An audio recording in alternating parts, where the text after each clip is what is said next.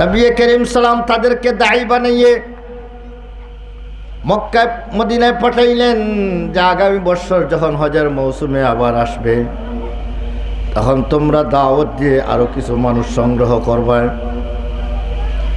তাদেরকে নিয়ে আসো। হজের ওসিলায় আগামী বছর 12 জন মানুষ আসলো। নবী করিম সাল্লাম তাদেরকেও দাওয়াত দিলেন, তারাও ইসলাম কবুল করে নিল। ওদেরকে নবী করিম সাল্লাম আবার দায়ী বানিয়ে পাঠাইলেন, যাও তোমরা আগামী বছর আবার হজের মৌসুমে আসবে, তোমরা আরো দাওয়াত দিয়ে আসবে, আরো বেশি মানুষ নিয়ে আসবে।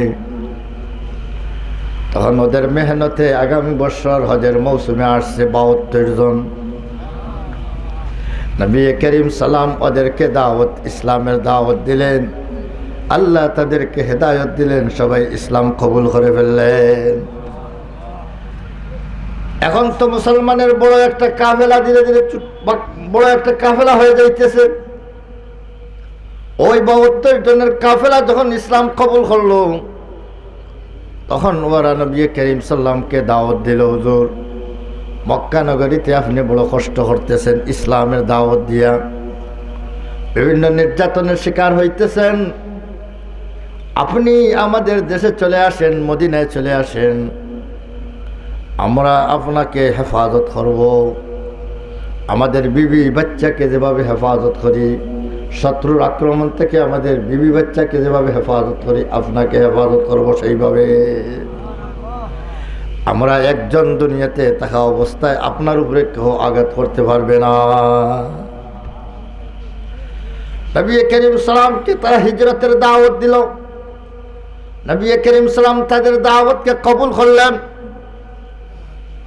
এবং সাহাবায়ে কেরামকে যারা এখানে নির্যাতিত অবস্থায় আছেন সেই সমস্ত সাহাবায়ে কেরামকে খানে খানে বলে দিলেন, তোমরা ধীরে ধীরে মদিনায় চলে যাও। এরা যখন ধীরে ধীরে মদিনায় যাইতেছিল, হযরত আবু বকর সিদ্দিক রাদিয়াল্লাহু তাআলা আনহু হিজরত করার জন্য উনিও প্রস্তুত হয়ে গেছেন।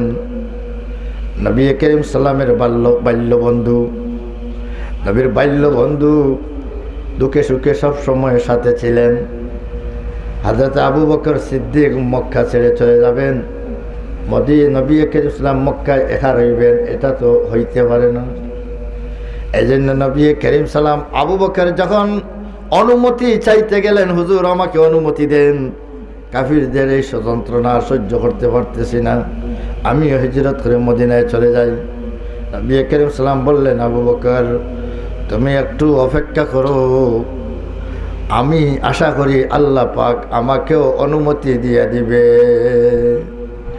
আল্লাহ পাকের অনুমতি ছাড়া সাহাবায়ে কেরাম হিজরত করতেছেন রসুলের অনুমতি নিয়ে। আর রসুল কার অনুমতিতে যাবে? আল্লাহর অনুমতিতে। প্রত্যেকে যার যার মুরব্বীকে ফলো করবে। রসুল অনুমতি চাইবে আল্লাহর কাছ থেকে। রসুল আল্লাহর অনুমতি ব্যতীত পা লড়াইতে পারবেন না।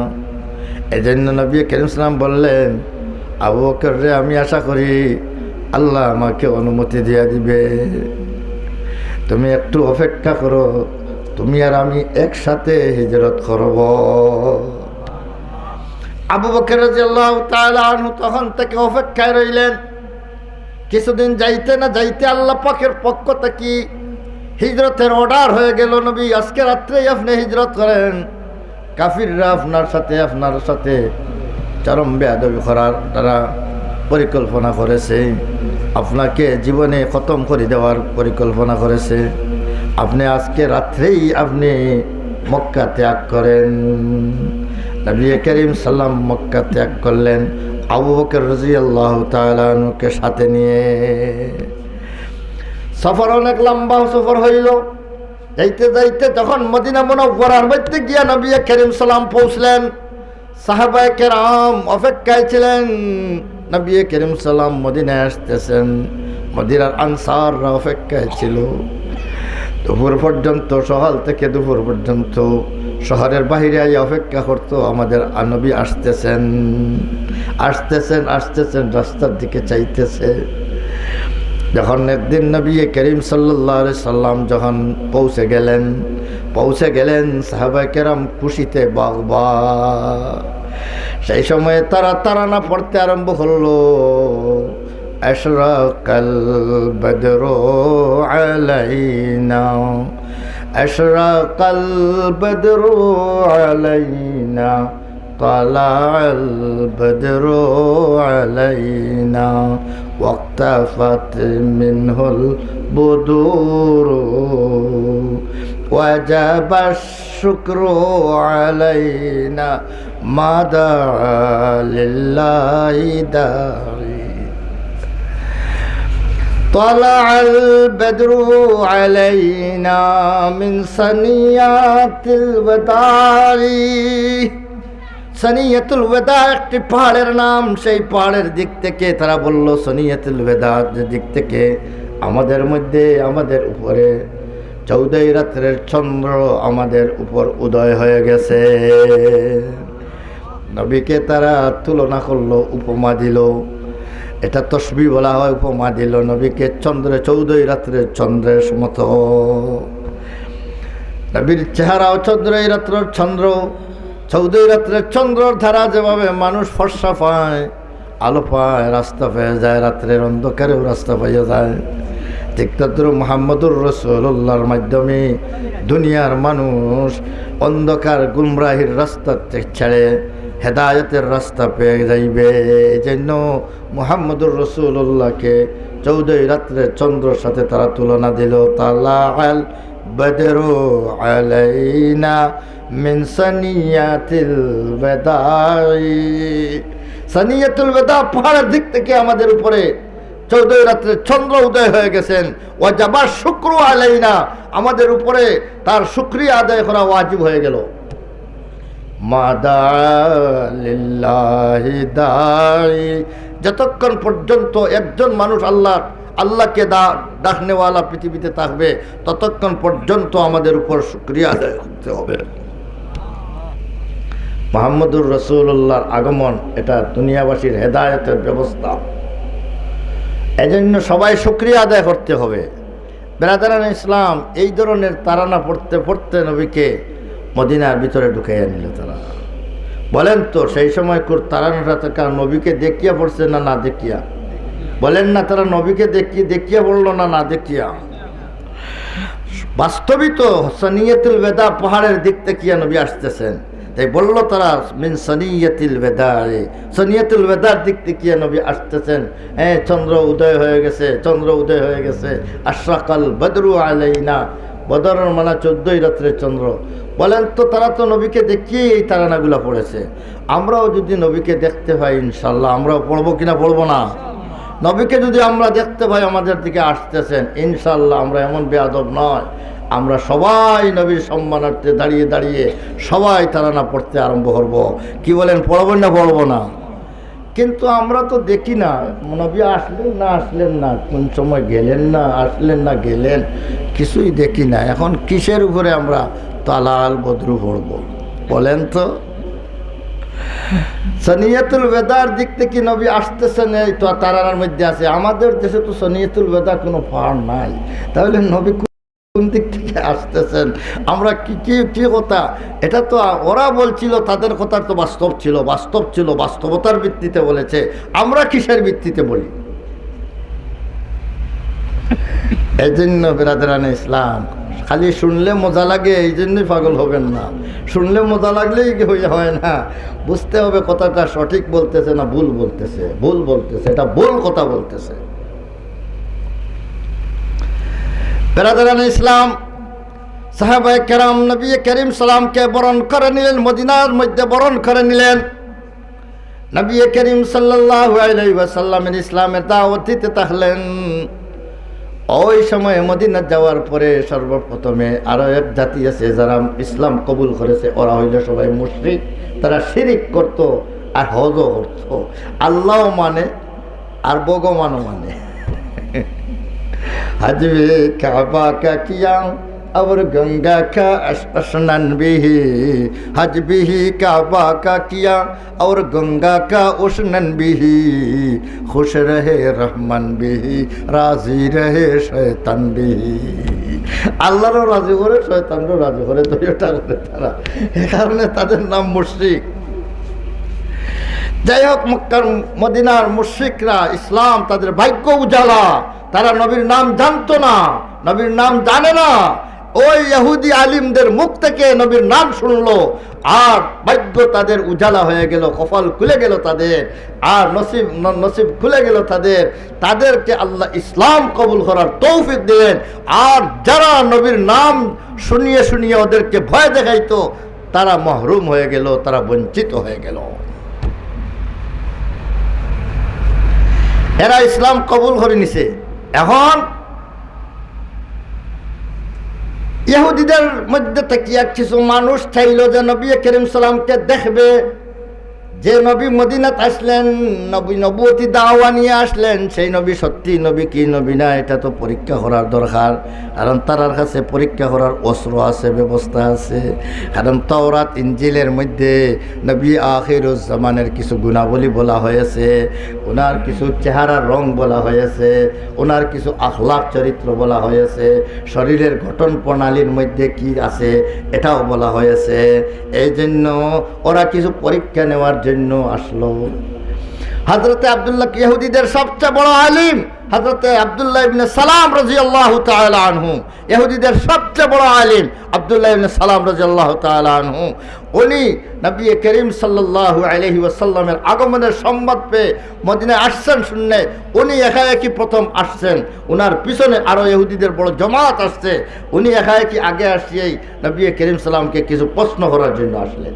তিনটা প্রশ্ন নিয়ে আসলেন। হযরত আব্দুল্লাহ ইবনে সালাম রাদিয়াল্লাহু তাআলা আনহু নবী করিম সাল্লাল্লাহু আলাইহি ওয়াসাল্লামের এই নুরানি চেহারাকে যখন দেখছেন, এত সুন্দর চেহারা, হায় হায়। হযরত আবু দারদা রাদিয়াল্লাহু তাআলা বলেন, আমি 14 রাত্রের চন্দ্র যখন উদয় হইত, তখন আমি নবী করিম সাল্লামের চেহারার দিকে একবার চাইতাম এবং 14 রাত্রের চন্দ্রের দিকে একবার চাইতাম। এই কথার জন্য যে আসমানের 14 রাত্রের চন্দ্রটা সুন্দর না আমার নবীর চেহারা সুন্দর? কিন্তু আমি খোদার কসম করে বলি, আমি 14 রাত্রের চন্দ্রের দিকে চাই, আমি দেখলাম যে মুহাম্মদুর রাসূলুল্লাহ আমার চেহারার মধ্যে আল্লাহ পাক যে সৌন্দর্যতা রেখেছেন, চন্দ্রের মধ্যেও সেই সৌন্দর্যতা নাই। মুহাম্মদুর রাসূলুল্লাহ সাল্লাল্লাহু আলাইহি ওয়াসাল্লামের চেহারা যখন আব্দুল্লাহ ইবনে সালাম দেখছেন, দেখার সাথে সাথে শুধু চেহারা দেখেই উনি প্রভাবিত হয়ে গেছে, শুধু চেহারা দেখিয়েই প্রভাবিত হয়ে গেছে। উনার মনের মধ্যে এসে গেছে, এই চেহারা কোনো মৃত্যুকের চেহারা হইতে পারে না, এই চেহারা কোনো বেঈমানের চেহারা হইতে পারে না, এই চেহারা কোনো গাদ্দারের চেহারা হইতে পারে না, এই চেহারা নিশ্চয় কোনো আল্লাহওয়ালার চেহারা। আব্দুল্লাহ ইবনে সালাম রাদিয়াল্লাহু তাআলা আনহু চেহারা দেখেই তো অর্ধেক হয়ে গেছে, ইমানের কাছাকাছি আসে গেছে। আর 3টা প্রশ্ন নিয়ে আসলেন। তখন বললেন যে 3টা প্রশ্ন যখন নিয়ে আসছে এগুলা করেনি। আব্দুল্লাহ ইবনে সালাম 3 প্রশ্ন যখন করলেন, কারণ এমন 3টা প্রশ্ন নিয়ে এসেছেন, আসমানি ইলিম যদি না থাকে, আল্লাহর পক্ষ থেকে ওহীর মাধ্যমে যদি ইলিম না আসে, তাহলে ওই প্রশ্নের জবাবগুলো কেউ দিতে পারবে না। যার কাছে ওহী আসবে, যার কাছে আল্লাহর পক্ষ থেকে জিবরিল আসবেন, ও জিবরিলের মাধ্যমে আল্লাহ পাক ওনাকে জানিয়ে দেন, এই ব্যক্তি ব্যতীত এই প্রশ্নগুলোর জবাব কেউ দিতে পারবে না। এই জন্য হযরত আব্দুল্লাহ ইবনে সালাম 3টি প্রশ্ন ধরলেন। সেই 3টি প্রশ্ন হলেন, আমি 3টি প্রশ্ন কি তার জবাব কি, এদিকে আমার যাওয়ার সময় নেই, এই জন্য আমি এইদিকে যাইতেছি না। 3টা প্রশ্ন করলেন, কিন্তু 3টার প্রশ্নের জবাব যখন নবী করিম সাল্লামের জবান থেকে যে সবটা হওয়ার কথা সেই জবাবই যখন হয়ে গেল, আব্দুল্লাহ ইবনে সালামের আর ইয়াকিন হইতে আর দেরি রইল না, বাকি রইল না।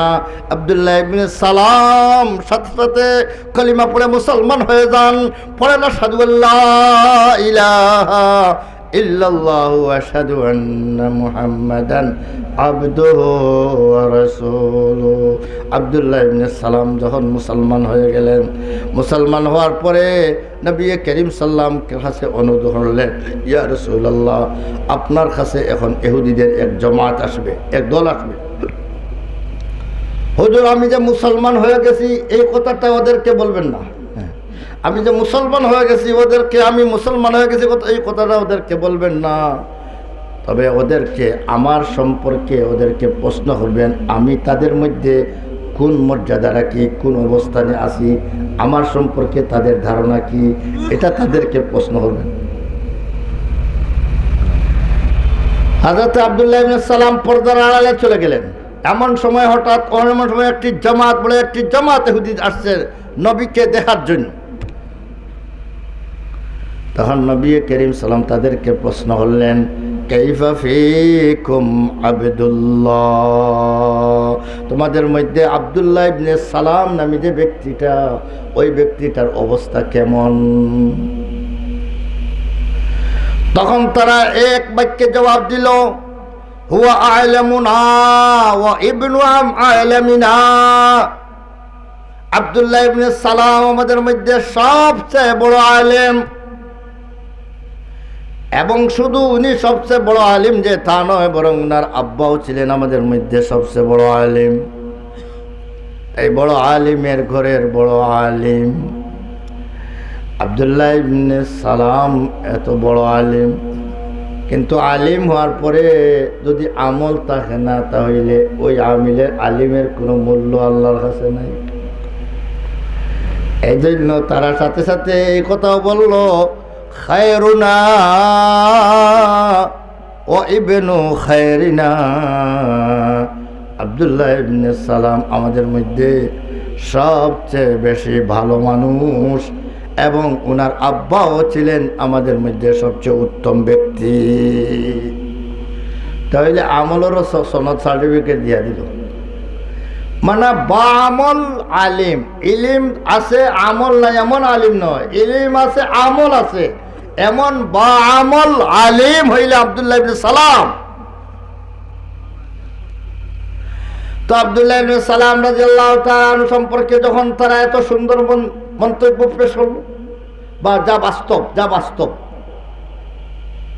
তখন নবী করিম সাল্লাল্লাহু তাদেরকে প্রশ্ন করলেন, আরাইতুম ইন আসলামা আবদুল্লাহ, তোমরা কি মনে করো যদি আব্দুল্লাহ ইবনে সালাম যদি মুসলমান হয়ে যান, তাহলে আব্দুল্লাহ ইবনে সালাম কেমন হবেন? মুসলমান হইলে কেমন হইবে? তখন তারা এক বাক্যে বলল, আ'যাহুল্লাহু মিন যালিকা, আল্লাহ উনাকে এই কাজ করা থেকে আল্লাহ হেফাজত করুক, আল্লাহ তাকে বাঁচাক এই কাজ করা থেকে। অর্থাৎ ইসলাম কবুল করিয়া তার মান সম্মানটা যেন সে নষ্ট না হয়।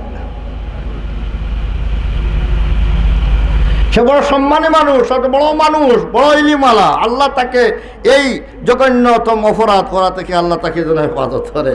তাদের দৃষ্টিতে মুসলমান হয়ে যাওয়া এটা জঘন্যতম অপরাধ।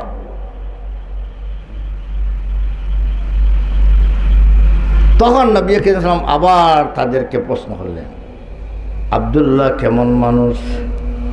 তখন তারা আগের মতোই জেলা জবাব দিয়েছিল, বলে আ'লামুনা ওয়া ইবনু আ'লামিনা, খায়রুনা ওয়া ইবনু খায়রিনা। আবার সেই জবাব দিল। আবার নবী করিম সাল্লাল্লাহু আলাইহি ওয়াসাল্লাম বললেন, আরাইতুম ইন আসলামা আব্দুল্লাহ, যদি ইসলাম কবুল করে নে আব্দুল্লাহ তে কেমন হবে? আবার বললো, আল্লাহ তাকে বাঁচাক। 3 নম্বর বার আবার নবী করিম প্রশ্ন করলেন, আব্দুল্লাহ কেমন ব্যক্তি তোমাদের মধ্যে? কাইফা ফীকুম আব্দুল্লাহ। তারা আবার আগে যেভাবে বলছিল সেইভাবেই বলল, বড় আলিম, সবচেয়ে বড় আলিম, বড় আলিমের ছেলে, বড় আলিম এবং ভালো মানুষ, সবচেয়ে ভালো মানুষ, সে ভালো মানুষের ঘরের ভালো মানুষ। এসব মন্তব্য করার পর নবী করিম সাল্লাল্লাহু আলাইহি ওয়াসাল্লাম 3বার প্রশ্ন হলেন, যদি মুসলমান হয়ে যায় তো কেমন হবে? আল্লাহ তাকে বাঁচাক। দেখা গেল তারা কখনো আব্দুল্লাহ ইবনে সালাম মুসলমান হোক এটা মানিয়ে নিবে না।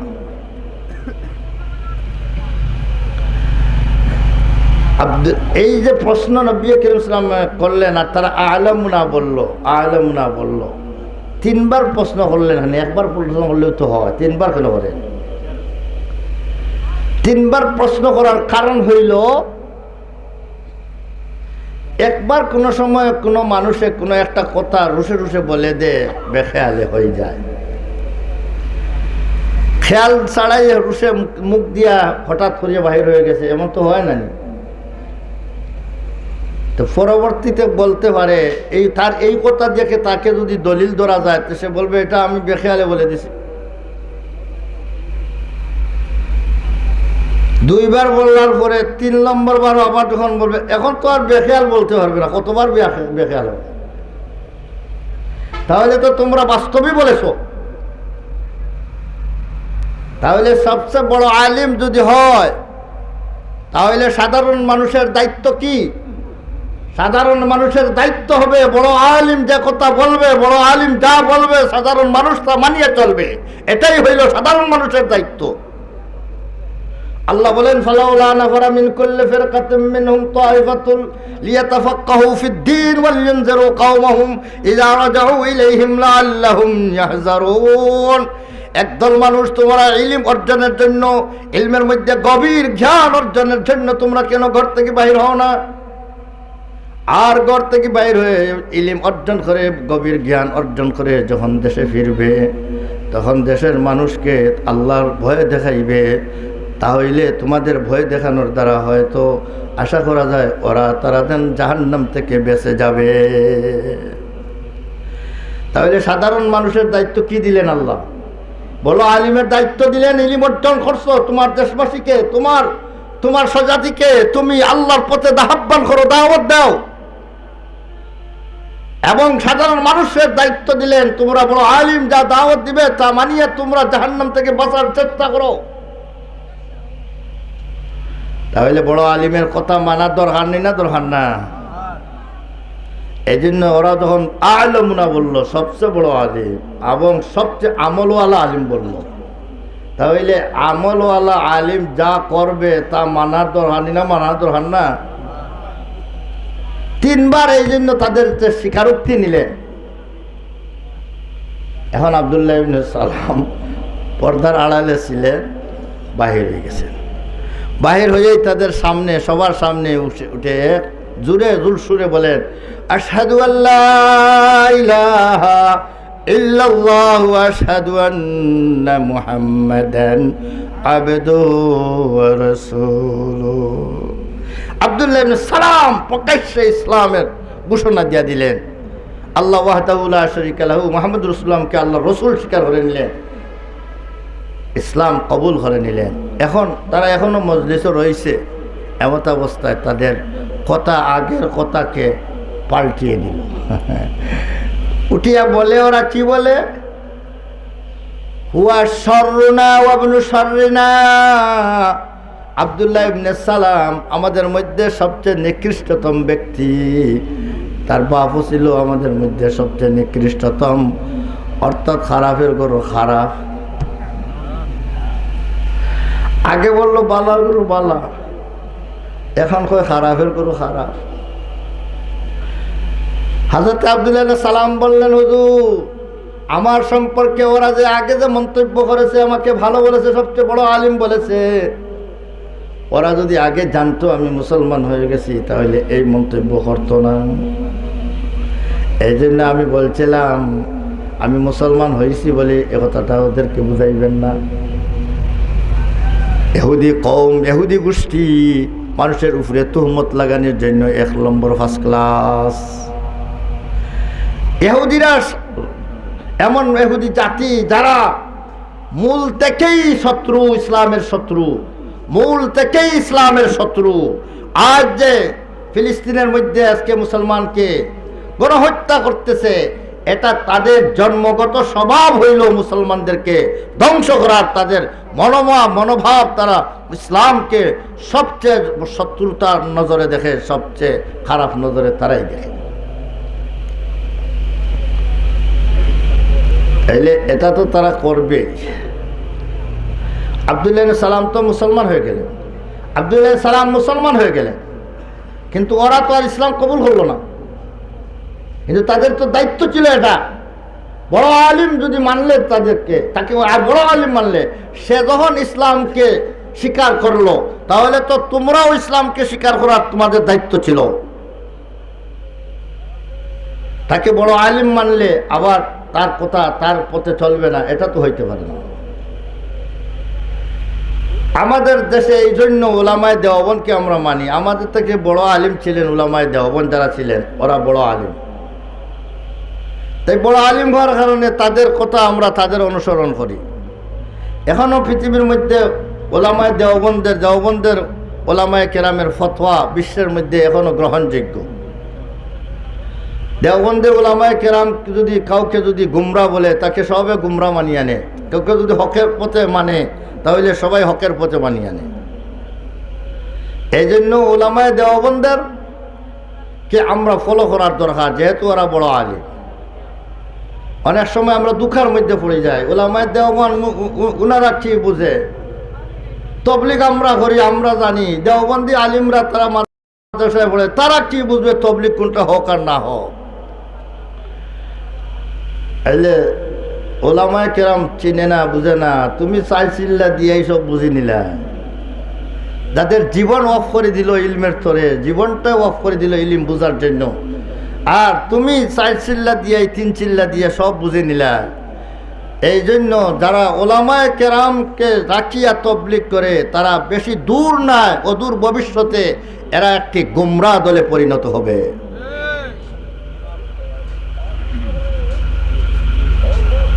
আব্দুল্লাহ ইবনে সালাম ইসলাম কবুল করছেন, তাদের দায়িত্ব ছিল, যেহেতু বড় আলিম, তাই বড় আলিমের অনুসরণ করে সবাই ইসলাম কবুল করার কথা ছিল। কিন্তু ওরা আব্দুল্লাহ ইবনে সালামের অনুসরণ করে নাই। আব্দুল্লাহ ইবনে সালাম সত্যিই বড় আলিম, সত্যিই আমলওয়ালা আলিম। তাই আব্দুল্লাহ ইবনে সালাম মুসলমান যখন হইলেন, মুসলমান হওয়ার পরে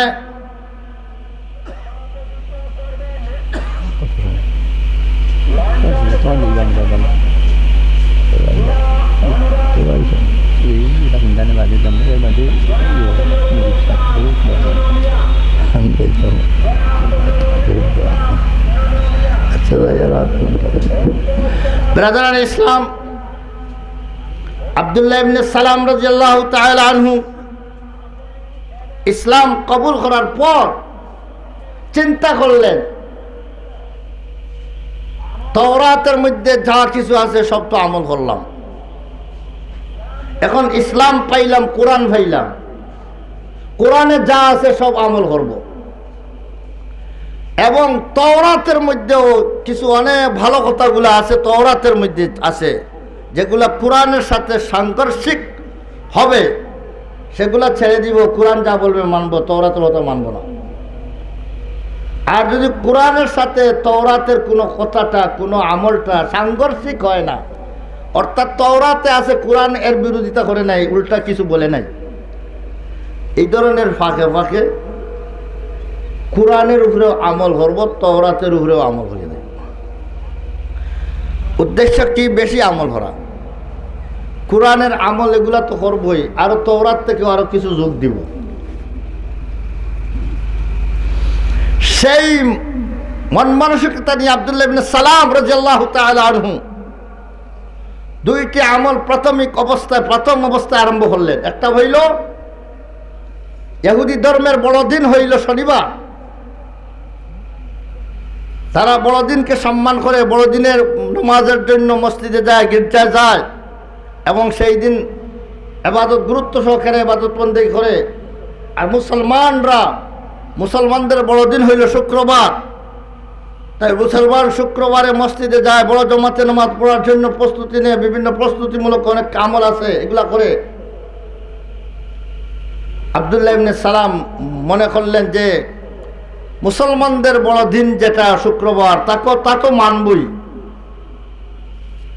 আর শনিবার ইহুদি ধর্মের বড়দিন, তা সম্পর্কে তো কোরআনে কিছু নাই, এই কথা নাই যে শনিবারকে সম্মান করিও না, শনিবারে বেশি আমল করিও না, এটা তো কিছু বলা হয় না। তাই ইহুদি ধর্মের এই আমলটাকেও আমি শনিবারটার সম্মান করার, শরীর সম্মান প্রদর্শন করা, এটা আগে যেভাবে করছি এইভাবে এখনো করিয়া যাইব। আর শুক্রবার তো আমার বড় দিন, এটা তো মানব। তাহলে এটাও মানলে সেটাও কিছু মানলে। আব্দুল্লাহ ইবনে সালাম মনে করলেন ইহুদি ধর্মের মধ্যে উটের গোশত খাওয়া হারাম ছিল, উটের গোশত খাওয়া হারাম ছিল। সেই হিসাবে উটের গোশত কোনোদিন খাই নাই, হারাম মনে করে খাই নাই। ইসলাম ধর্মে উটের গোশত খাওয়া হালাল। উটের গোশত না খাইলে কোনো বাধা নাই, কিন্তু খাওয়ার জায়েজ আছে। খাইলে খাইতে পারবেন, না খাইলেও না খাইতে পারবেন। হালাল তো একেই বলে, আপনি চাইলে ব্যবহার করতে পারেন, আর যদি ব্যবহার করেন না তো কোনো বাধা নেই। আব্দুল্লাহ ইবনে সালাম রাদিয়াল্লাহু তাআলা আনহু সেই হিসাবে উনি বললেন যে উটের গোশত আগে যেভাবে খাইছি না এইভাবে এখনো আরো খাইব না, না খাওয়াটা বহাল থাকুক। আর আগে আকীদা ছিল উটের গোশত খাওয়া হারাম, আকীদা বদলাইয়া নিলাম উটের গোশত খাওয়া হালাল, এটা মনে করলাম। আর না খাওয়াটা আগে যেটা খাইছি না এটাই বহাল থাকুক। তাহলে এটাও কিছু মানলা, এটাও কিছু মানলা। আল্লাহ পাক এই ইহুদি ধর্মের কিছু আমলকে এখানে ঢুকাই দেওয়ার কারণে আল্লাহ পাক বললেন, আয়াত নাযিল করে দিলেন, ইয়া আইয়ুহাল্লাযীনা আমানু দুখুলু ফিস সিলমি কাফা ওয়া লা তাত্তাবিউ খুতুওয়াতিশ শাইতান ইন্নাহু লাকুম আদুউম মুবিন। হে ঈমানদারগণ, তোমরা ইসলামের ভিতরে পরিপূর্ণভাবে ঢুকো।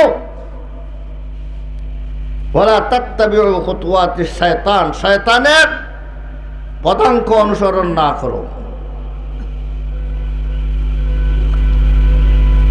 শয়তানের ফাড়ায় ফাড়া দিও না। তাহলে ইসলামের পরিপূর্ণভাবে ইসলামের মধ্যে ঢুকো। আব্দুল্লাহ ইবনে সালাম এখানের মধ্যে শয়তানের ফাড়া কোন জায়গা ফাড়া মারল? আব্দুল্লাহ ইবনে সালামের এই আমলের উপরে আয়াত নাজিল হইল। দেখার বিষয়ে, বুঝার বিষয়ে উনার শয়তানের ফাড়ার মধ্যে কোন জায়গা ফাড়া মারলেন? আব্দুল্লাহ ইবনে সালাম রাদিয়াল্লাহু তাআলা আনহু যে শনিবার দিনকেও সম্মান করলেন, এটা একটা নতুন একটি কাজ ইসলামের ভিতরে ঢুকাইয়া দিলেন।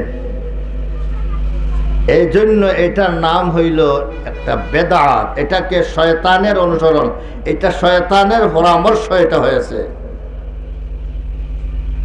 তাহলে ইসলামের মধ্যে কোনো কাজ নতুনভাবে নিজের মন গড়া ঢুকানোর কোনো সুযোগ আছে? এই কাজটা দেখতে যদি যত সুন্দর হোক, যত মজাদার হোক, কিন্তু যদি মন গড়া হয়, তার দলিল যদি কোরআন হাদিসে না থাকে, রাসূল সাল্লাল্লাহু আলাইহি ওয়াসাল্লামের জমানায় যদি তার প্রচলন না থাকে, সাহাবা তাবিঈন, তবে তাবিঈনের জমানায় যদি তা যদি প্রমাণ না থাকে, তাহলে কাজটা যত সুন্দরই হোক না কেন, এটার নাম বেদাত। এটার নাম কি? বেদাত। তাহলে বেদাতের আবিষ্কারক কে? মিস্টার ইবলিস। বেদাত খামটারে সুন্দর বানাইয়া আপনার আমার সামনে দিয়ে, এটা বড় ভালো কাজ, এটা করো। ওইটা অনুসরণ করলে, নতুন কোনো কিছু আবিষ্কার করলে তার নাম বেদাত হয়। তাহলে আব্দুল্লাহ ইবনে সালামের ওই আমলটা, শনিবারকে সম্মান করাটা কি হয়ে গেছে? বেদাত হয়ে গেছে। এই জন্য এটাকে ইত্তেবায়ে শয়তান বলা হয়েছে। এবং এর সাথে সাথে আরো একটি কাজ হয়েছে, ইহুদিদের সাথে মুসলমানদের একটা কাজ সামঞ্জস্যপূর্ণ হয়ে গেল। ইহুদিরা শনিবারকে সম্মান করে, মুসলমানও যদি শনিবারকে সম্মান করে, ইহুদির সাথে মুসলমানের কামটা সদৃশ্যপূর্ণ হয়ে গেল। ইসলামের কোনো কাজটা, মুসলমানদের কোনো কাজটা ইহুদিদের ধর্মের কোনো কাজের সাথে সাথে সদৃশ্য না হয়, এটা আল্লাহ চান। তাহলে ইহুদিদের সদৃশ্য হওয়া, সামঞ্জস্যপূর্ণ হওয়া, তাদের মিল হওয়া, এটা ইসলাম চায় না, এটা শয়তান চায়। ইহুদিদের সাথে আমাদের সামঞ্জস্য সম্পর্ক কায়েম করা। ইহুদিরা যে আমাদের চরম শত্রু, এই জন্য বিধর্মীদের ইহুদ এবং খ্রিস্টান যারে হোক এদের সম্পর্কে আল্লাহ রসুল বলেছিলেন যে তোমরা ইহুদ এবং নাসারাদের অনুসরণ করিও না।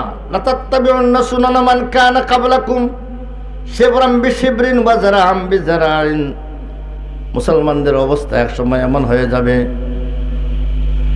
যে তারা ইহুদ এবং নাসারা যারা আগে উম্মত গেছে তাদের পাড়া পাড়ায় পা পায় তারা কদমে পাড়া দিয়া তাদের অনুসরণ করবে।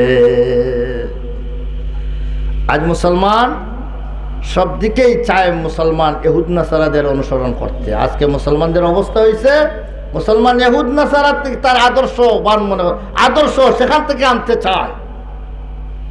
আজকে দেখেননি আপনারা ফারা প্যান্ট দেখেন, মুসলমানের বাচ্চা টেকাওয়ালার বাচ্চা আর প্যান্ট পিনতে ফারা।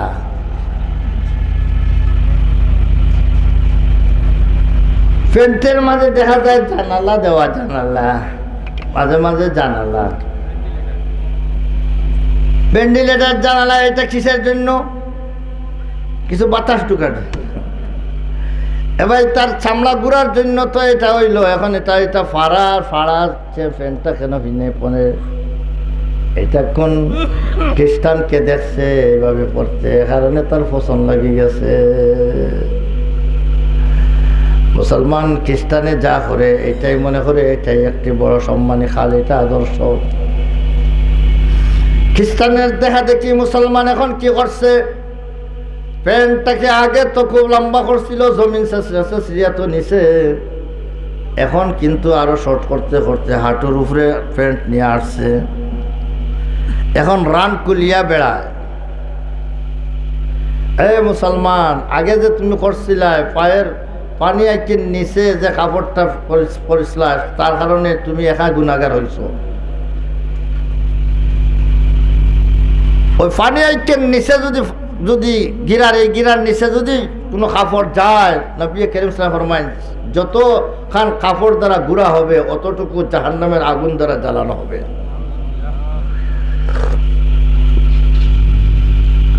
এখন মুসলমান সেটা তো সে গুনাহগার হয়েছে, শুধু আমরা তো কোনো গুনাহগার হই না। এখন যে কাজটা আরম্ভ করছে এটা হইল সবাইকে গুনাহগার বানাইয়ে চাচ্ছে। কারণ হাঁটু থেকে নাভি পর্যন্ত একজন পুরুষের ডাকিয়ে রাখা ফরজ। এটা কোনো ব্যক্তির সামনে যদি খুলে রাখে যে শুধু সে গুনাহগার হয় না, যে এই অংশের দিকে তাকাইবে দেখবে সেও হারাম কাজ করবে। রাসূলুল্লাহ সাল্লাল্লাহু আলাইহি ওয়াসাল্লাম বলেন লাআনাল্লাহু নাযিরা ওয়াল মানজুর ইলাইহি, যার দিকে দৃষ্টি করা যাবে তার উপরে আল্লাহর লানত, আর যে দৃষ্টিপাত করবে তার উপরে আল্লাহর লানত। তাহলে আগে যে গুনাহটা করেছে সেটা শুধু সে গুনাহগার হয়েছে, আমরা কোনো গুনাহগার হয় নাই। এখন যে কাজটা আরম্ভ করছে এটার দ্বারা সারা সমাজ গুনাহগার। কি আপনারা আমরা চোখ মুজে আমরা কি চলবো? চোখ বন্ধ করে চলবো না, আমরা তো চোখ খুলে চলতে হবে। এই ধরনের মানুষ যখন বেশি হয়ে যাবে তখন তো আপনি চোখ ফিরাইবার জায়গা হইবেন না। এদিকে যদি ফিরান সেদিকে ভাইবেন, সেদিকে ফিরাইলে সেদিকে ভাইবেন। তাহলে এই কাজটা সমাজ থেকে বন্ধ করার দরকার না? এখনো কিছু সংখ্যক ছেলেরা হাঁটুর উপরে প্যান্ট পরে রান বাহির করিয়া চলে। ওদেরকে এখনো বন্ধ করতে চাইলে এখনো সমাজ বন্ধ করতে পারবে, এখনো মুরব্বিয়ান চাইলে, সচেতন মহল চাইলে ওদেরকে বন্ধ করা সম্ভব আছে। কিন্তু ওরা তো এখন টেস্ট হিসাবে ঘোরাফেরা করতেছে। যত বড় বেহায়া ওদেরকে আগে দিছে, তুই আগে পিন দিয়া পরিয়া দেখাইয়া দে, যদি তুই দাঁড়িয়ে নিতে পারস, বরদাস্ত নিতে পারস, সমাজ এটা গোছিয়া নিয়ে গিয়া আমরা বানাইয়া রাখতেছি, তোর পরে আমরা পরে করি, তোর পিছনে আমরা আসতেছি। রেডি আছেন আরো বহু যুবক, সমাজ কি করে, তারা অপেক্ষা করে। যদি সমাজ মানিয়ে নেয় তাহলে আমরাও এটা বসিব, সমাজ মানে না যদি, তাহলে আমরা আর সামনে নষ্ট হব না। তাহলে এই অপেক্ষায় যারা আছে, ওরা যখন দেখবে সমাজ কেউ বাধা দিতেছে না, মুরব্বীরা দেখতেছেন, অনেক সচেতন মহল দেখতেছেন, আলিমুল আমা দেখতেছেন, কেউ তো বাধা দিন না, তাহলে তো এটা সামাজিকভাবে বৈধতা পেয়ে গেছে, তাহলে এটা পড়লে কোনো অসুবিধা নেই। নবী করিম সাল্লাম বলেন, যখন তোমাদের মধ্যে কোনো গুনাহের কাজ হইতে তোমরা দেখবে এবং সংখ্যায় তোমরা বেশি হবে, তোমাদের ক্ষমতা আছে, ওই কাজকে চাইলে তোমরা রুখতে পারবে, বাধা দিতে পারবে, আর এরপরও যদি তোমরা তা বাধা দেও না, তা রুখো না, তাহলে বেশি দিন না তোমাদের উপরে আল্লাহর পক্ষ থেকে এমন আযাব আসবে, এমন গজব আসবে, যারা গুনাহ করেছে শুধু তাদেরকে পাবে না, বরং যারা বাধা দেয় নাই সবার জন্য আযাব আর গজব এসে যাবে। আম গজব আসবে, সেই আম গজব থেকে বাঁচার জন্য আল্লাহর দরবারে তখন অনেকে দোয়া করবে, আল্লাহ আমাদেরকে বাঁচাও, কিন্তু সেই সময় তোমাদের দোয়া কবুল হবে না। তোমরা দায়িত্ব আদায় করার সময় দায়িত্ব আদায় করনি, এখন দোয়া করলে তখন তোমাদের দোয়া কবুল হবে না। বেরাদার ইসলাম, সেই দিন আসার আগে আগে আমরা সচেতন হওয়ার দরকার আছে কি না? এই জন্য বেরাদার ইসলাম, যে সমস্ত যুবকদেরকে এই ধরনের আপনার ফ্রেন্ড পড়তে দেখা যাবে, শক্ত হাতে বাধা দিবেন, যাতে মুসলমান সমাজটা যাতে নষ্ট না করে।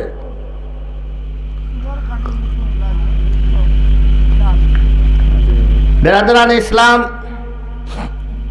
আমরা দেখা দেখি একটার পর একটা খ্রিস্টানদের, ইহুদ খ্রিস্টানদের আপনার নমুনা গ্রহণ করতেছি, অথচ এইটাকে বলা হয়েছে ইত্তেবায়ে শয়তান, শয়তানের অনুসরণ বলা হয়েছে। শয়তানের অনুসরণ থেকে আমাদেরকে বাধা দেওয়া হয়েছে। এই জন্য বিরাদারান ইসলাম, আমরা এই সমস্ত কাজ থেকে বিরত থাকতে হবে। মাথা বায় চাইলে তো আর উপায় নাই। হায় হায়, মাথা তো আগে নষ্ট হয়ে গেছে, এর আগে মাথা নষ্ট হয়ে গেছে। বিভিন্ন দেশের বিভিন্ন প্লেয়াররা, খেলোয়াড়রা কিভাবে চুল কাটে, এটা দেখে আমাদের যুবকরা, যে যারে সমর্থন করে, সে যেভাবে চুল পরে, যেভাবে কাপড় পরে, তখন সেও সেইভাবে পরে। মুসলমান কাকে দেখবে? আল্লাহর রসুলকে দেখবে। লাকাদ কানা লাকুম ফি রাসূলিল্লাহি উসওয়াতুন হাসানা। মুসলমান আর অন্য কারো দিকে দেখার কোনো তাদের অধিকার নাই, কোনো সুযোগ নাই। মুসলমান দেখবে আল্লাহর রসুল কি আমল করেছে। মাথা খার আমার না আল্লাহ? বলেন না, আমাকে যে মাথা দিয়েছেন মালিক আমি না আল্লাহ? আমার হাতের মালিক কে? আমার মালিক কে? আমার সব কিছুর মালিক কে? আল্লাহ। যখন আমার সব কিছুর মালিক, তাহলে মালিকের অর্ডার ব্যতীত মালিকের সামান ব্যবহার করার অনুমতি নাই। মালিক যেভাবে বলবেন আপনার চুল কাটবেন, সেইভাবে চুল কাটতে হবে না। মালিক যেভাবে বলবেন আপনি আমল করতেন, সেইভাবেই আমল করবেন। হাত যে কাজে ব্যবহার করার জন্য বলবেন সেই কাজে ব্যবহার করবেন। পা যে কাজে ব্যবহার করার অনুমতি দিবেন সেই কাজে ব্যবহার করবেন। নিজের মন গড়া ব্যবহার করার কোনো সুযোগ নাই। মাথার চুল কিভাবে পড়বেন? রসুল করিম সাল্লাম মাথার চুল যেভাবে কাটেছেন, নবীর চুল মাথার 3 ভাগে। নবী করিম সাল্লামের জামানায় সাহাবায়ে কেরামের চুল 2 ভাগে ছিল, ইম্মাল ফারকু ও ইম্মাল হলকু। অধিকাংশ সাহাবায়ে কেরাম মাথার চুল লম্বা রাখতেন, ওই যাকে কান্দে হাঁটা চুল বলে, সুন্নতি চুল বলে। ওই সুন্নতি চুলের মাথার মধ্যে গিয়া সমানভাবে একটা কাটা দিল, আর সারা মাথার চুল আর মধ্যখানো থেকে আর কোনো লড়াছড়া নেই। এটা হইল নবীর সুন্নত, নবীর তরিকা। সাহাবায়ে কেরাম এটাই আমল করেছেন। আর একজন সাহাবী হযরতে আলী রাদিয়াল্লাহু তাআলা আনহুর মাথার চুল বেশি ঘন ছিল, এবং নবী করিম সাল্লাম বলেছেন তাহতা কুল্লি শারাতিন জানাবা, প্রত্যেকটা চুলের নিচে জেনাবত অর্থাৎ গোসল ফরজ হওয়ার যে কারণে গোসল ফরজ হয়, শরীর নাপাক হওয়ার কারণে চুলের নিচেও সেই নাপাকি আছে। এই জন্য প্রত্যেকটা চুলের গুড়ি পর্যন্ত যদি ভিজে না, তাহলে সেই মাথাটা পাক হবে না। হযরত আলীর মাথার চুল খুবই ঘন ছিল, এই জন্য ওনার মাথার মধ্যে পানি ফসবে না ফসবে এটা সন্দেহ করে উনি মাথার চুল খামাইয়া দিয়েছেন, যাতে মাথার মধ্যে পানি ফসতে আর সন্দেহ থাকে না। হযরত আলী রাদিয়াল্লাহু তাআলা আনহুর এই কাজ যেহেতু একজন সাহাবী করেছেন, এই জন্য ফুকাহায়ে কেরাম বলেন যে যদি মাথা লম্বা চুল রাখতে না পারো তো কমসে কম আলী রাদিয়াল্লাহু তাআলা আনহুর তরিকায় আসো। এটা হইবে 1 নম্বর সুন্নত হইবে লম্বা চুল, মাথার চুল খান্দি কাটা চুল, বাবরি চুল। আর যদি এটা না পারো তাহলে আলীর সুন্নতে আসো। মাথা হলক করেছেন, মাথা খামাইয়া দিছেন, মাথা মুন্ডাইয়া দিছেন। আর দ্বিতীয় পন্থা কোনো সুন্নত নাই, সওয়াবের ব্যবস্থা নাই। একটা ব্যবস্থা আছে যাই, সেটা কি? মাথার চুল সমান করে, সব দিক সমান, নিচ গেলাও সমান, উপর গেলাও সমান, সমানভাবে মাথার চুল কাটিয়া, এর মধ্যে কোনো ইহুদি নাসরার বা কোনো বিজাতির কোনো ফ্যাশন না ধরাইয়া কেউ যদি সমানভাবে মাথার চুল কাটে তাহলে এটা জায়েজ আছে। এটা সওয়াবের কাজ না, তার জন্য অনুমোদন আছে। তাহলে আমরা মাথার চুল নিচে দিয়া কিছু ছোটো করিয়া উপরে দিয়া লম্বা করব, এইভাবে হইলে এটা শার্ট দেওয়া হয়। সেই শার্ট দেওয়া এটা মুসলমানের কাজ নয়, এটা খ্রিস্টানদের কাজ। তাই মুসলমানরা শার্টও দিতে পারবে না। আর যে চুলের মধ্যে বিভিন্ন ডিজাইন ধরায়, ওইদিকে এক নদী, ওইদিকে খাল, ওইদিকে সাগর, মাথার চুল নিচের গেলা সব হাঁটিয়ে নিয়ে উপরে নিয়ে ইহুদিদের মতো অনেক সুবা রাখছে, এটা সব ইহুদ নাসারাদের অনুসরণ। আব আল্লাহ তাআলা ইহুদ নাসারাদের অনুসরণকে বলছেন ওয়ালা তাত্তাবিউ খুতুওয়াতিশ শায়তান, শয়তানের পদাঙ্ক অনুসরণ করো না। আজ মুসলমানের ঘরে গেলে খানার জন্য দস্তরখান মিলে না। রাসূল কারীম সাল্লাল্লাহু আলাইহি ওয়াসাল্লাম খাওয়ার সময় যখন বসতেন দস্তরখান বিছাইতেন, দস্তরখার উপর বর্তন রাখিয়া খাইতেন। খানা নিচে পড়লে তাকে উঠাইয়া খাইতেন। যদি একটা দুটা লোকমা পড়ে যায় সাথে সাথে উঠাইয়া খাইতেন। নবী কারীম সাল্লাল্লাহু আলাইহি ওয়াসাল্লাম তোমার হাত থেকে যদি একটা লোকমা পড়ে যায় ফাল ইউমিত আনহুল আযা, তুমি সাথে সাথে তার মধ্যে কোনো খাটা বাদা সাদা যদি লাগে যায় তাহলে পরিষ্কার করো, পরিষ্কার করিয়া সেই লোকমাকে খাও। ওয়ালা ইয়াদাউহা লিশ-শায়তান, এটা শয়তানের জন্য জমিনে রাখিও না। তুমি যদি জমিনে রাখে দাও এটা শয়তানের হিস্সা হয়ে যাবে। কিন্তু আজকাল মুসলমান খানা কিভাবে খায়? মুসলমান খাইতে হইলে 4 টেবিলে বসে না খাইলে তার ড্রয়িং রুম সুন্দর হয় না। খানার জন্য যে সিস্টেম আসছে সেটা মুসলমানদের সিস্টেম না, এটা ইহুদ নাসারাদের, খ্রিস্টানদের সেটা সভ্যতা। তাহলে আমরা কার সভ্যতা মানব? আল্লাহ বলেন শয়তানের অনুসরণ করিও না। ইহুদ নাসারাদের অনুসরণকে শয়তানের অনুসরণ বলেছেন। তাহলে আমরা যদি ইহুদ নাসারার মতো যদি খানা খাই তাহলে শয়তানের অনুসরণ হয়। এই জন্য মুসলমান দস্তরখা বিছিয়ে, রাসূল কিভাবে খাইতেন? দস্তরখা বিছাইতেন এবং এর উপরে খানা খাইতেন। নবী করিম সাল্লাম বলেন ইন্নামা আনা আব্দুন আকুলু কামা ইয়াকুলুল আব্দু, আমি একজন আল্লাহর গোলাম। এক গোলাম তার মালিকের সামনে যেভাবে নত হয়ে খাইয়া খায়, আমি সেইভাবে নতশির হয়ে খানা খাই। তাইলে চেয়ার টেবিলে বসলেন, টেবিল উপরে থাকে, আর চেয়ার নিচে বসলেন, তখন সিনা টানাইয়া খাইতে পারবে। আর যদি আপনি যে জায়গায় বসছেন সমান জায়গায় যদি প্লেটটা থাকে তাহলে আপনি জুকিয়া খাইতে হবে, তাহলে একটা গোলামি প্রকাশ পাবে, সিনা টানাইয়া খাওয়া হবে না।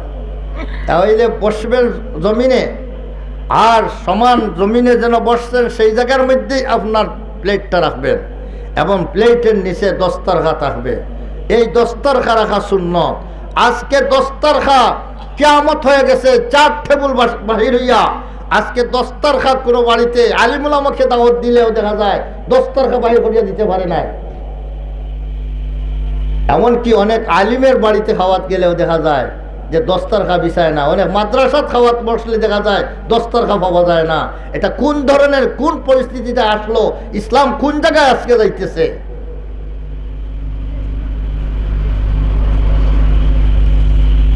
আজকে এক জায়গায় ছিলাম আমি, বুখারী খতমের দোয়া, বুখারী শরীফের দোয়ার খতম, দোয়া বসাইছে আমাদেরকে, বসাইছে মাদ্রাসায় নিয়ে। বসিয়া আমি বললাম দস্তরখা হই, এই জায়গার মধ্যে কোন জায়গার মধ্যে প্লেট রাখবো? বেরাদারা ইসলাম, আজকে মুসলমান এহসাস আর অনুভূতি সাধারণ মানুষ থেকে চলে যাওয়ার সাথে সাথে আলিমুল আমার ঘর থেকে, আলিমুল আমার হাত থেকে দস্তরখা দফন হয়ে গেছে।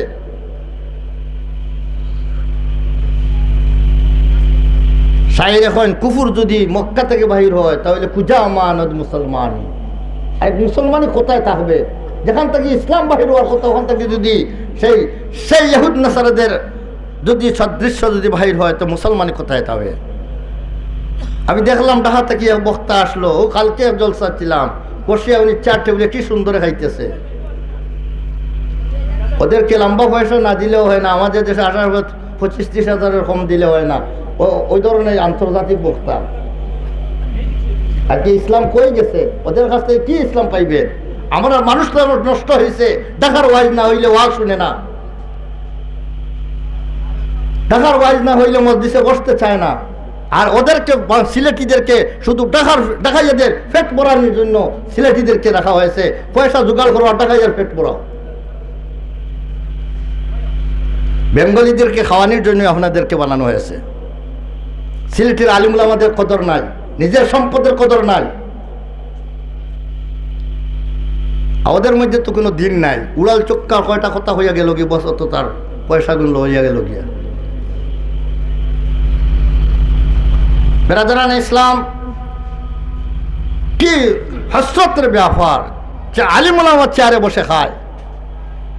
4 টেবিলে বসবেন, রাসূল কিভাবে খানা খাইছেন এটা দেখার দরকার আছে না? নাই, এটা কে দেখবে? যে হাল চাষ করে জঙ্গলে থাকে তারা করবে না, আলিমুল আমারা এগুলো হেফাজত করবে? নবীর সুন্নত, নবীর সুন্নত আমাদের খানা পিনার মধ্যে নাই। লোকমা পড়লে তার নিচেই থাকে। যে দস্তরখা যেখান বিছাইয়া দিল সামনে, ও নেই খাটা বাঁধা রাখে। আরে এই দস্তরখা বিছাইলেন কেন? কোনো জায়গায় যদি দস্তরখা বিছায়, ও নেই আপনার যা খাটা যা আছে সারা ময়লা রাখার জায়গা এটা। অথচ এটা কিসের জন্য দস্তরখা বিছানো হয়? নিচে যদি কোনো একটা লোকমা পড়ে যায়, এটা পরিষ্কার যাতে খাওয়া যায়, উঠাইলে খাওয়ার জন্য। এটা বাঁধা খাটা ফাটায় এখানে ফেলে এটাকে নষ্ট করার জন্য তো নিচে দেওয়া হয় না। কিন্তু আজকে দস্তরখা কিসের জন্য বুঝে না, ওখানে কাটা রাখার জায়গা মনে করছে। ওয়াজে কলবে মৌজু, যাতে যার কাজে বানার জন্য হয়েছে সে কাজের উল্টা ব্যবহার হচ্ছে। এই জন্য বিরাদারান ইসলাম, আল্লাহ তাআলা বলেন ওলা তাত্তাবিউ খুতুওয়াতিশ শায়তান। পড়া মারতে সময় চিন্তা করে মারতে হবে, আমার এই পড়াটা আল্লাহর রাসূলের সুন্নাত মতো হইতেছে না শয়তানের অনুসরণে হইতেছে। একটা মশলা না বললে না হয়, আমি চলে যাব, আমার অনেক দূর যাইতে হয়। সেইটা হইল এই মশলাটা অনেকে না বুঝার কারণে আমি মশলা বলে দিছি। কিছু মানুষ আমার এই মশলাটা না বুঝার কারণে কিছু সমালোচনা করে।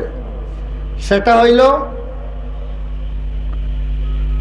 ফিকহের কিতাবের মধ্যে লেখছেন আত-তাআমু শুরিআ ফিস সুরুর লা ফিস শুরুর।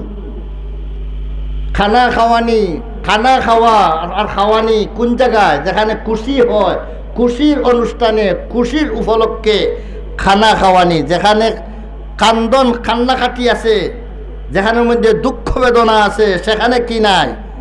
খানা নাই। আমাদের দেশের মধ্যে একটা প্রথা আসছে বর্তমানে, যেদিন কেউ মারা গেল এদিনও সারা গ্রামের মানুষে গরু একটা জবাই করলো, তারা খাওয়াই সবাই সিন্নি খাইয়া যাইবেন।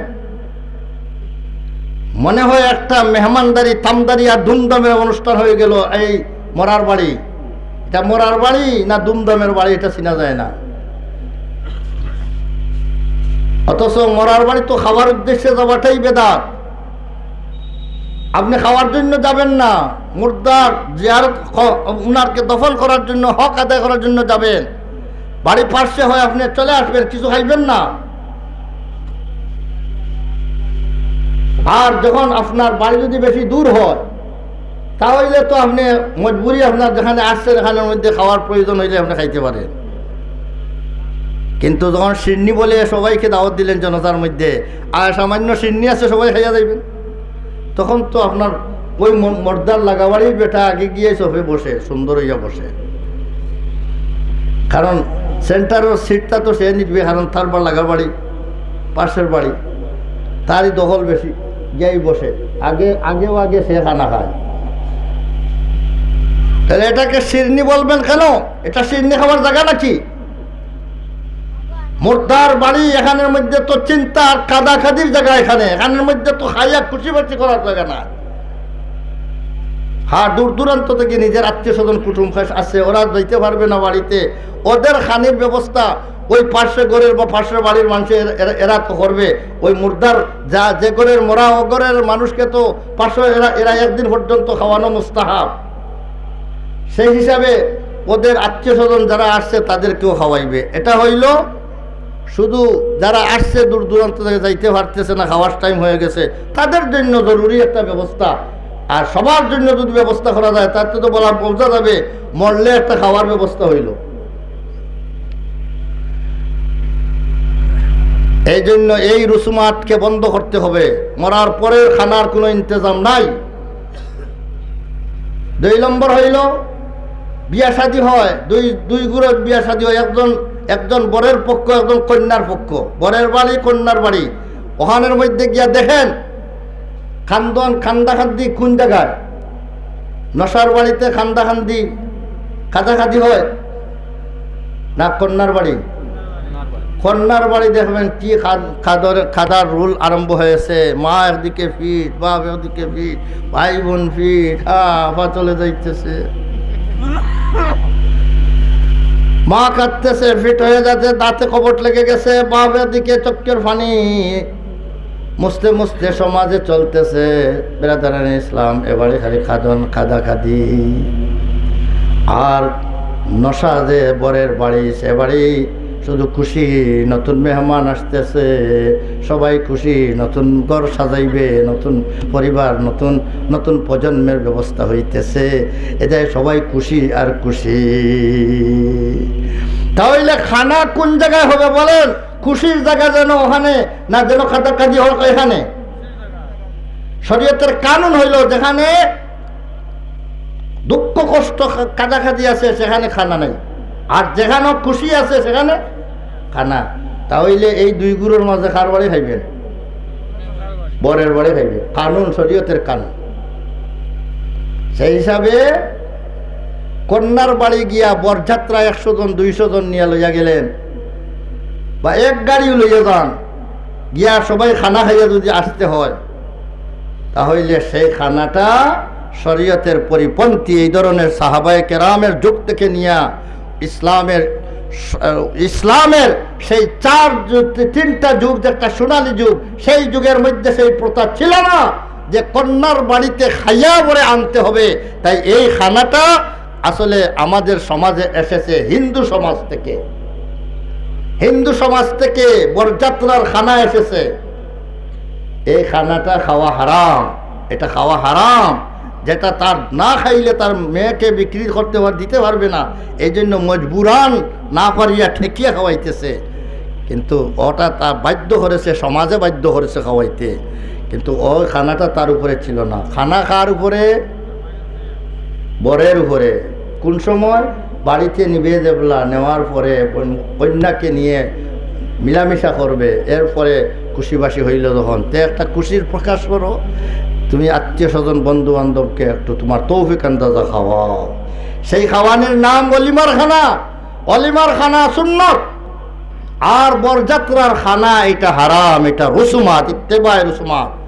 বেড়াদার আমরা তো বরযাত্রা না খাওয়াইলে বিয়া হয় না, এটা কল্পনাও করা যায় না। কিভাবে আনা খাইয়া কিভাবে বিয়া হয়?